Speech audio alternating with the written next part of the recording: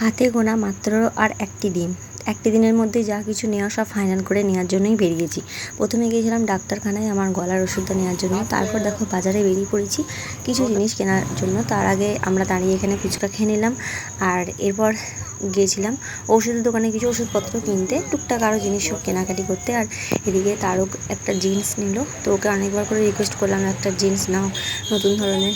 ও কিন্তু এরকম ধরনের জিন্স পরেনি খুব একটা, নর্মাল যেরকম জিন্স হয় সেরকমই পরে আসছে। তো আমি বললাম নতুন ধরনের এগুলো বেশ ভালো লাগে দেখতে, তো একটা নাও। তো ওই জন্যই কোন কালারটা নিয়েছি আমি, মানে কোন কালারটা নেবো আর কি, সেটা নিজেরাই আমরা কনফিউজ হয়ে গিয়েছিলাম। তো একটা নিয়েছি, এরপর বাড়িতে গিয়ে তোমাদেরকে দেখাবো যে কোনটা নেওয়া হয়েছে।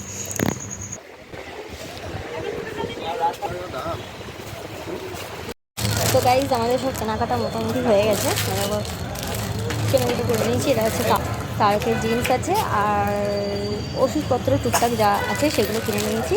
এখন যাবো বাড়ি গিয়ে কী কী কিনলাম সেটা তোমাদের সাথে শেয়ার করবো। চলো সবাইকে টাটা, গুড নাইট।